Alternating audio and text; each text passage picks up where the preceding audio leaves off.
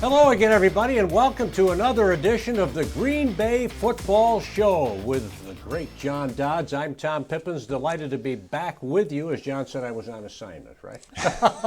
makes it seem more important than I really am. I know that for sure. We are produced by Jason Ruck, one of the all-time greats, and it's good to be back with you. We are brought to you by Business Fitness. Dave Heineck from Business Fitness, he has made this possible. He's been a guest on the show. I saw that in my absence.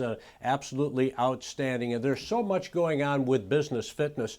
And I think the best way would be just to say, hey, let's go. Let's hear right now about Business Fitness.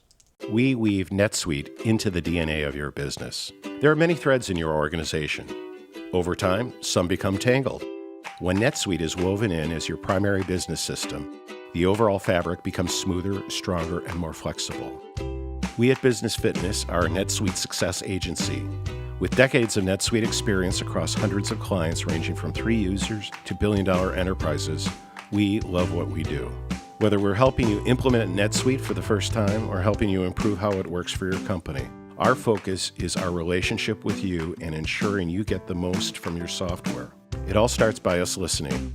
We get to know you and your organization. We seek to understand the good things you are committed to accomplishing. And together, we create an amazing tapestry, one that serves your entire company, allowing you and your business to thrive at this unique moment in history.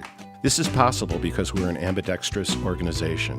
We see the big picture and the details, enabling us to serve you in both creative and strategic ways. Contact us now to schedule a conversation. We'd love to help you weave NetSuite into the DNA of your business.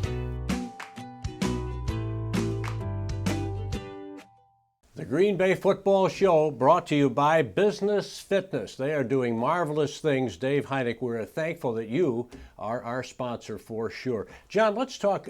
You had on the last show a fellow by the name of Mike Clemens.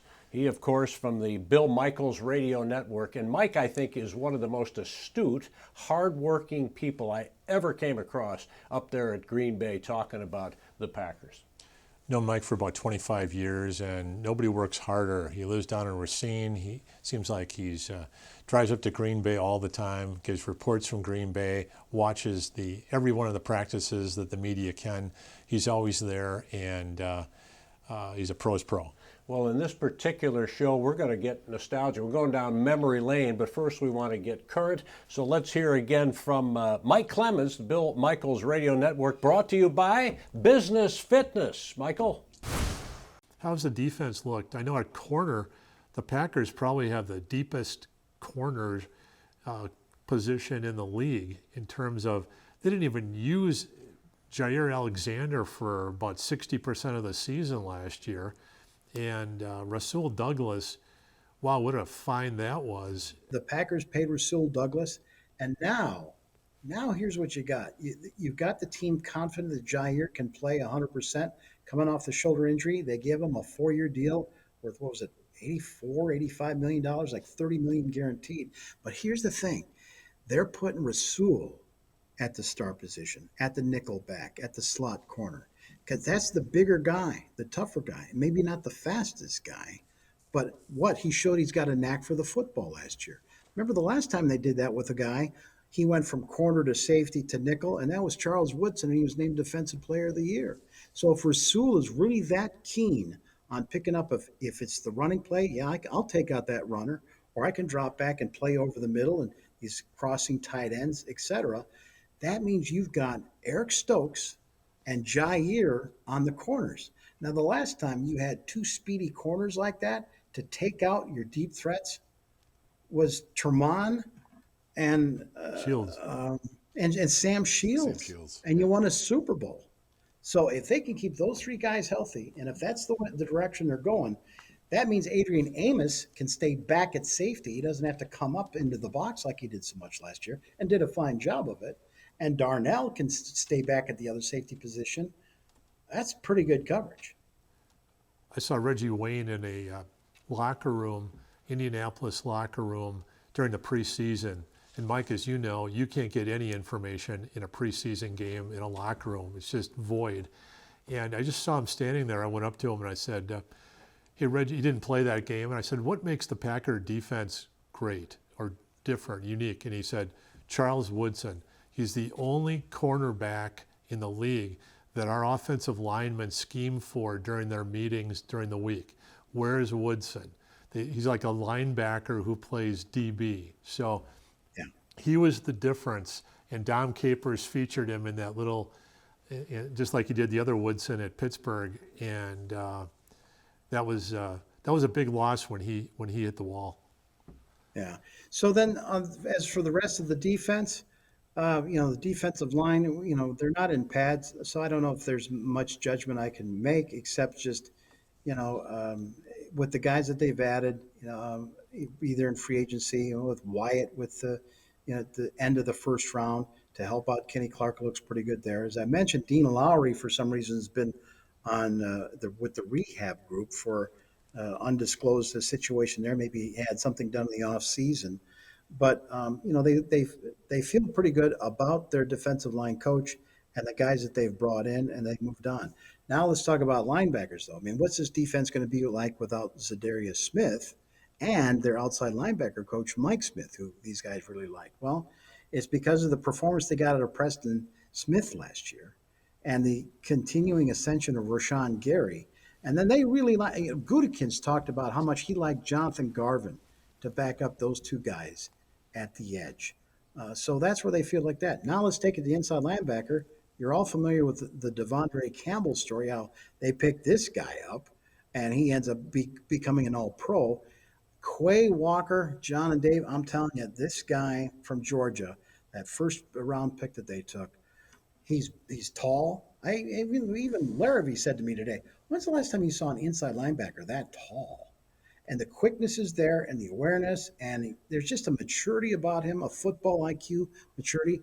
And then when he runs to the sidelines, if he's like trying to follow Aaron Jones coming out of the backfield and his eyes follow and all that, the way he works his feet, he looks like a boxer or a panther or something. He's just got these soft feet that can react so well. Oh, I can hardly wait to see what that guy's going to be like in the pads with the number 7 jersey, helping out Devondre track down those H-backs coming out of the back or a running back like that or a little short drop-off pass. That's going to be interesting to see.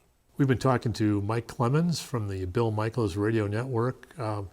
Mike, thanks for going above and beyond. And if some of our viewers want to learn more about what you do, and where can we get some of your podcasts and some of your interviews on Bill Michaels' show? I can be reached on the Twitter account at Mike Clemens NFL, Mike Clemens NFL on Twitter, and then I'll forward them to the next time I'm going to be doing on the air. Bill's show is based out of Madison. It's on WOKY AM 920 in Milwaukee and 12 other stations around the state, and out of the Zone, which is a sports talk station based in Madison. That's his flagship. And he's adding stations every day. So that's the way you can get the word out. And Bill's streaming live on YouTube as well, multi-platform, as you well know. Mike Clemens, the Bill Michaels Radio Network, brought to you by Business Fitness. All right, John, the aforementioned road or trip down memory lane, and I know you're eager to talk about the 1989 draft. The Packers go after not Barry Sanders, not Troy Aikman, but Tony Mandrich. Pip, I give Packer speeches in front of business groups probably about 3 or 4 a year, and they all ask me, what's the most important thing that's happened since you've been there or in your lifetime with the Packers? And I say, well, since the Bart Starr era ended as a player in '67, they won that second Super Bowl. I think the most important thing that happened to the Packers, the biggest event that had the most impact, was the 1989 draft of Tony Mandrich. The '88 Packers were just terrible. They had, I think they were 2-12 going into the last 2 games, tied with Dallas. And all they had to do, they won all the tiebreakers with Dallas. So then Dallas wins week 15. And I'm thinking, all they have to do is lose to Minnesota at Minnesota. And I'm at the game, and Troy Aikman is theirs. And Mikowski, it's probably about 4 minutes left in the game. He goes back to pass. The Packers are down by about 2. He throws a sideline pass. It's picked off into the end zone, touchdown. I'm thinking, game over, season over. Troy Aikman is a Packer. And all this waiting is over. And all of a sudden I see a penalty flag. Oh, it's in the backfield. It's probably holding or whatever. Roughing the passer on Keith Millard of the Vikings. They march 15 yards back. They take the points off the board. McCoskey goes down. They get the winning score. The Packers win. But Dallas won. So I thought, well, we're going into the final week, week 16. They're playing the Phoenix Cardinals. And they were Phoenix for a couple of years before they became Arizona. And Phoenix was 500. The Packers are 3 wins. The Packers should get crushed on paper. First quarter, they gave a punt. The Cardinals punted. Ron Pitts caught the punt on his own 40, and he went right up the middle between the hash marks, and there wasn't one Cardinal covering between the hash marks. I've never seen anything like it. Touchdown, the Packers are up. It occurred to me then, they're mailing it in. The Packers win that game. Dallas loses. They get Aikman. The Packers finish second. So in that draft, there was Troy Aikman, Tony Mandridge from Michigan State.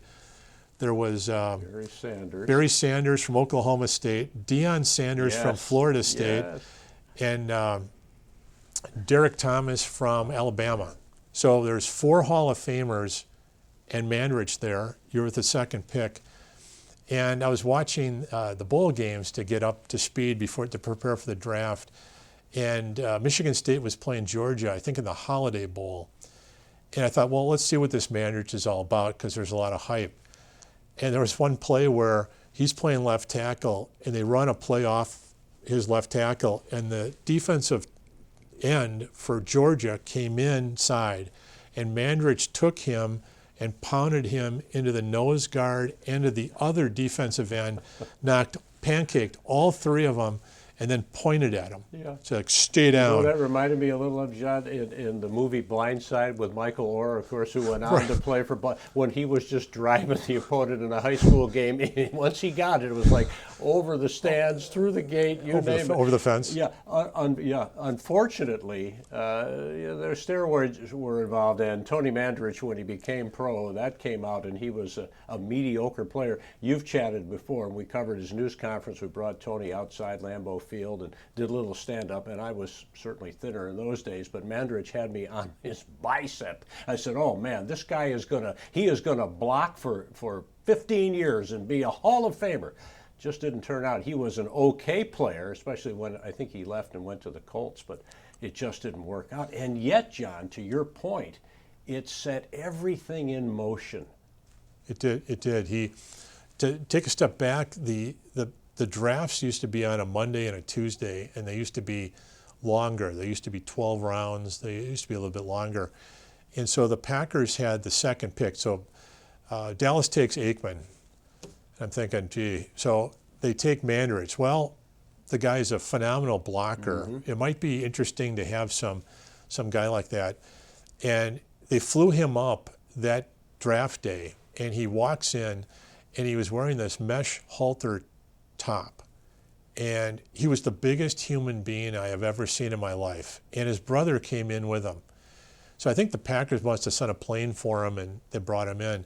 So I'm talking to his brother in the background, and I said, before the press conference, I said, wow, I've never seen your brother. He goes, I said, how big is he? He's 6'5", he's 338. I said, what does he run a 40 in? He goes, 4.65. I said, that's faster than tight ends. He goes, he should be a tight end. He's that athletic.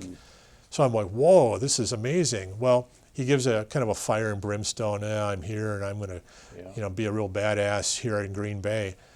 And so then he holds out. And then I remember you said that all the media was around. He put you on his shoulder during the interview for Fox 6 back then. I remember that story. And then so he holds out, and he comes back, and he finally signs after maybe about real late in camp, right at the start of the season. In the first practice, Tim Harris is grabbing him and throwing him around like a rag doll. Tim Harris was the big defensive lineman. Right. And he weighs in at 297. Mm-hmm. I thought somewhere the directions got all fouled up or something where, so he's now at 297, just an average guy. So then Barry Sanders went to Detroit, Deion Sanders went to Atlanta, and Derek Thomas went to Kansas City. So I was feeling real bad about that. He didn't help at all.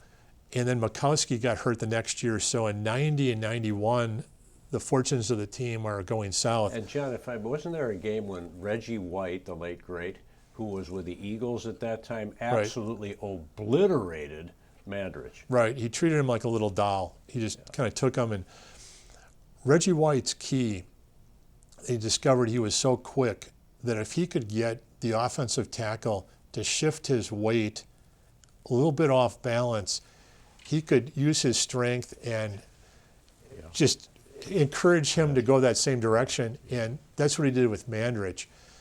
So what really depressed me about the Packers at that time is in 1990, they beat Barry Sanders in a game, I think it was 17-14 if I remember. Barry Sanders from Detroit, and it was 2 degrees above zero. And I interviewed Barry Sanders after the game, and I said, well, how is it like to play in this cold weather? He goes, I literally cannot stand cold weather. If Green Bay would have drafted me, I would have retired. Really? That, or he retired early as it was. I said, as a 23-year-old guy, you would retire. He goes, I literally can't stand it.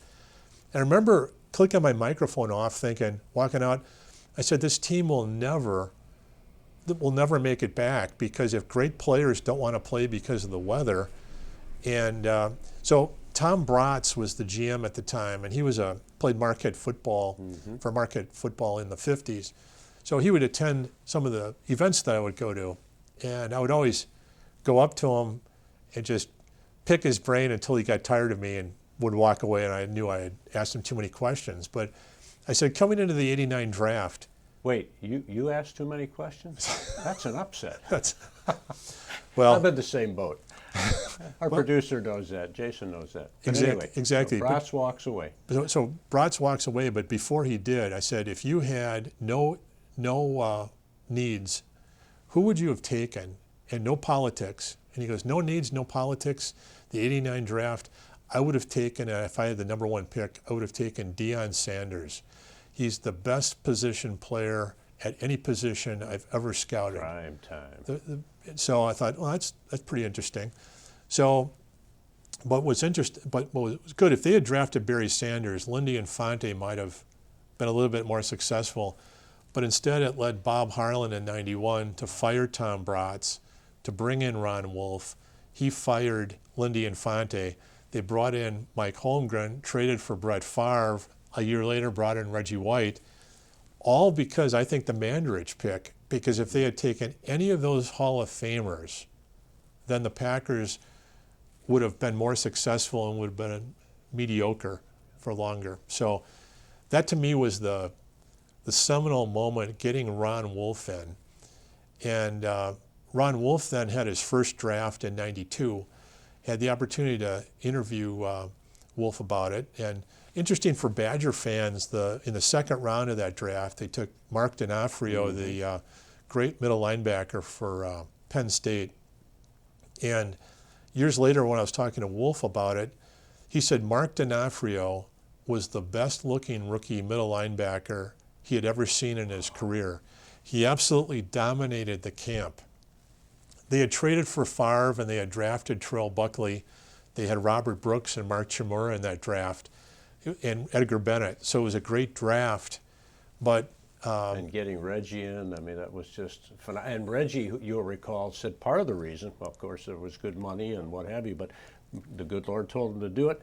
I'm not going to dispute that, but part of the reason, he said, was that Favre got hurt, and I think Reggie put a lick on him when he was with the Eagles. And he said that kid was so tough, it really impressed him. And I think that was and they had a terrific relationship.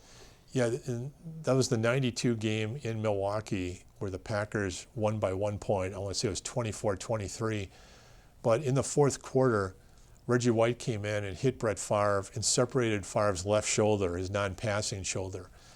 So Favre gets up and his shoulder is hanging down, and Mikowski quickly warmed up on the sidelines, and he starts coming in, and Favre waves him off.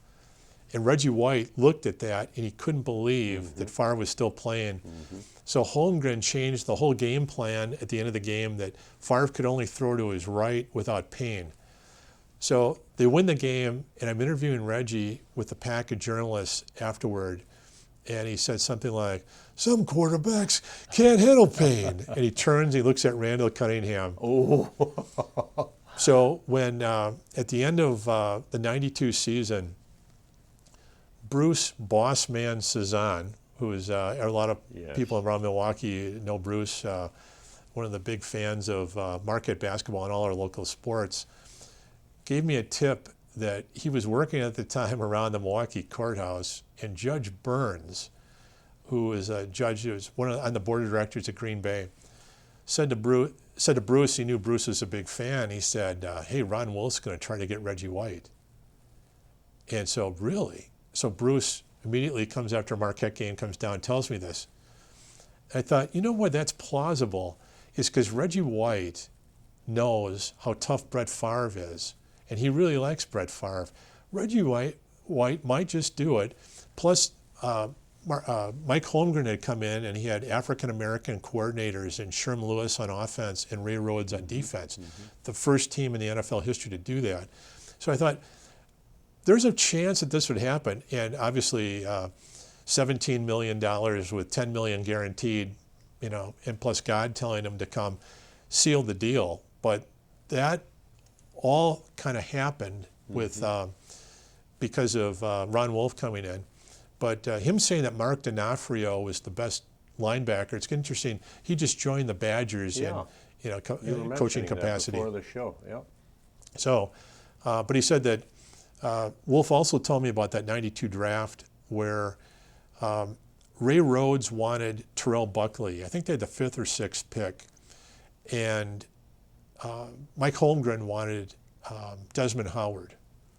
So Washington took Desmond Howard, the pick ahead of the Packers or around there, and Ray Rhodes convinced Wolf to take an offensive defensive player in Terrell Buckley. He wanted someone with some swagger and some speed and some playmaker ability. And Ron Wolf then says to me, "You know what I learned?" I said, "What'd you learn?" He goes, "My ass is on the job, on the line with each of these picks. I'm going to make the pick from now on." I wanted to take Bob Whitfield, the tackle from Stanford, who played 16, 17 years in the NFL. Incredible Hall of Fame career. That's who I wanted, and I should have taken him, and I should have had the guts to take him. And I said, after that, I'm going to be making the picks. And so he'd take a listen, and then he made the decision during round 1. After he made the pick, he felt so bad about it.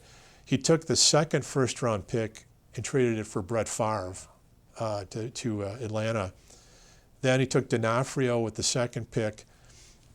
Then they had another second-round pick that year, and the San Francisco 49ers had traded for Tim Harris, and they complained to the league office that the Packers didn't inform them of the off-the-field incidents, and which all you had to do is read a newspaper to know that there was some off-the-field struggle with addiction, with driving issues, OWI, DWI type things.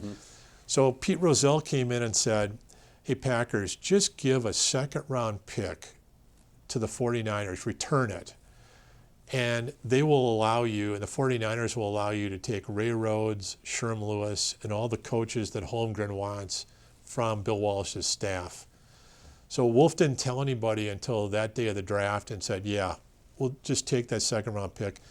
And Holmgren was just really peeved because there were some nice players that they could have had. But Wolf said, when we look back at the history of the Packers, having these coaches will probably mean more than the pick I would have made anyway. They took Robert Brooks in the 3rd round, and then they came out, it was interesting, they wanted to take Edgar Bennett in the 4th round, and he was the perfect running back in Mike Holmgren's system, kind of like a Roger Craig-like without speed. But I want Edgar Bennett. And they're about to take Edgar Bennett with the 6th pick in round 4, and another team calls and says, "What if you guys traded back 10 picks? We'll give you a 5th-round pick because we know that you don't have a 5th-round pick." And Wolf thought, we don't have a 5th round pick. So he kind of looks at the board and says, he looked at all the teams drafting ahead of those 10 picks, and he didn't think anybody was going to take a running back. And Holmgren goes, absolutely not. Don't make the trade. We want Edgar Bennett. And he goes, no, we're going to make the trade. He goes, well, at least promise me that you'll take Dexter McNabb, the big running back from Florida, if you can't get him. And he said, and so Wolf promised him yes. So the picks come down the line, and who's there? Edgar Bennett. Right. So they took Edgar Bennett, and then in the 5th round, this new pick comes up. Yeah. Dexter McNabb gets taken, and Holmgren comes down with Wolf, and they sit there, and Mike Holmgren just kind of sat there, and he's looking at Ron Wolf. Ron Wolf was totally taking over the press conference, and some guy said, Coach Holmgren, do you want to add anything? And he said, this guy knows a heck of a lot more about this than I do. Yeah. He said, I thought Edgar Bennett was not going to be there, but I wanted Dexter McNabb. This guy got both of them. So I told that story to Dexter McNabb, who's now in Green Bay. I believe he stayed in Green Bay, and he's a principal or a superintendent up in the Green Bay schools. So it's kind of interesting how solid guy, and all those super guys, guy. Solid. Yeah. Edgar Bennett, one of the finest gentlemen you ever meet, huh? Right, absolutely. So that was kind of a little bit of the background for, I think the best pick or the most impactful pick was Mandridge, 2nd pick in '89, and then that 1992 draft really turned the whole franchise around. With Tony Mandridge. What a great opportunity to go down memory lane with you, John Dodds. Nobody does it better. It was a lot of fun here on the Green Bay Football Show, brought to you by Business Fitness and our friend Dave Heineck. And people outside the business are saying great things. Here's a testimonial for you. We were vetting different systems, and NetSuite was far and away the best choice for us. That was scalable. It could grow with us. There was an easy user interface to learn and to operate. So it's something that Business Fitness has been able to help us out with, and to take what is a very, very powerful system on its own, but to kick it up a notch and maintain our competitive advantage in the industry. Our overall experience with Business Fitness has been really positive. They've got a lot of business acumen and obviously a deep dive into the NetSuite side of things, but it's really easy to describe a problem or a scenario or a situation that we're running into, and having them, turn it around and say, okay, here's a problem and here's a solution. It's a smaller team. They can devote a little bit more time and resources than some of the larger organizations, some of the larger development companies, and certainly NetSuite itself. We appreciate Business Fitness and Dave Heineck, sponsor of the Green Bay Football Show. John, a lot of fun. What do you say we do it again next week? Let's do it. Okay, the Green Bay Football Show again brought to you by our MVP, Business Fitness. For JD, for the incredible producer Jason Ruck, I'm Tom Pippins. Great to be with you on My 24. Hope to see you again soon. We'll do it next Saturday.